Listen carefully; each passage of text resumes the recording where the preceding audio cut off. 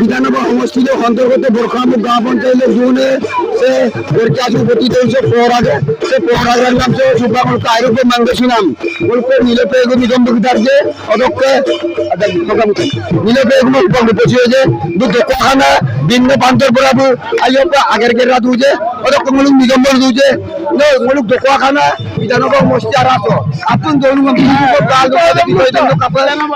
আর সুপাক ticket দিয়ে বাঁকান যে বাঁকান না আর নাম আপন দোকানা রাইজের নাম সাফল্য দুইছে টিকেট পাবে লাগবে আর জিতিবে লাগবে নাম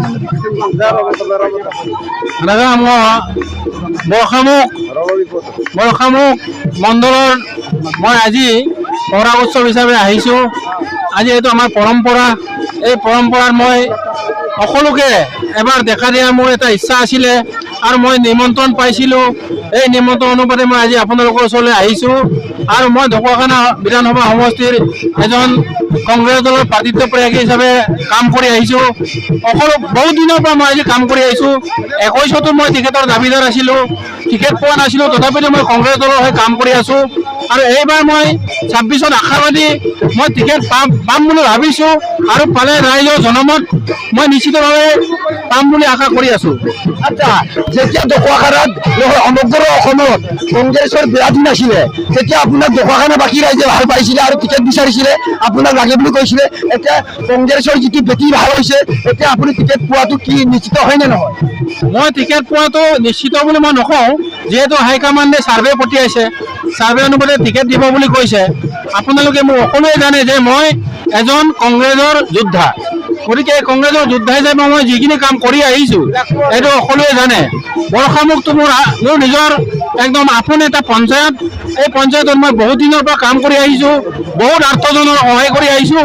গতিকে সেই সহায় কৰাটো ৰাইজে নিশ্চিতভাৱে মোক সহায় জনাব। যদি মই টিকেট পাওঁ, বিপুল সঁহাৰি মই লাভ কৰি বিপুল ভোটত বিজেপিক পৰাভূত কৰি মই জয়যুক্ত হ'ম বুলি মই বিশ্বাস আছে। কাৰণ সকলোৱে মোক জানে আৰ্থজনৰ ওচৰত মই সদায় থিয় হৈছোঁ।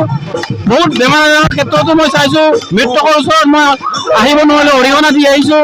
গতিকে এই কথা সকলোৱে জানে। গতিকে সভাপতি ডাঙৰীয়াক গৌৰৱ গগৈ সম্পৰ্কে কি কয়? টিকেটটো পোৱা নোপোৱাটো আপোনাৰ তাৰ লগত কি কয়?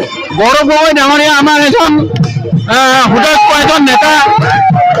ভাৰতবৰ্ষৰ সাংসদত আমাৰ সাংসদত গৌৰৱ গগৈ ডাঙৰীয়াই যি ধৰণৰ ভূমিকা পালন কৰিছে সেইটো সকলোৱে জানে, মই বিশেষভাৱে ক'ব নালাগে। কাৰণ গৌৰৱ গগৈৰ নিচিনা এজন নেতাৰ কাৰণে আজি অসমত পৰিৱৰ্তন যাত্ৰা আৰম্ভ হৈছে। এই পৰিৱৰ্তন যাত্ৰা নিশ্চিতভাৱে গৌৰৱ গগৈ মুখ্যমন্ত্ৰী হ'ব আৰু আমাৰ বিশ্বাস আছে গৌৰৱ গগৈ নিশ্চিতভাৱে ভাল এজন প্ৰাৰ্থী আমাৰ ঢকুৱাখানা প্ৰজেক্ট কৰি পেলাই ঢকুৱাখানা জয়যুক্ত কৰাত সহায় কৰিব বুলি মই বিশ্বাস।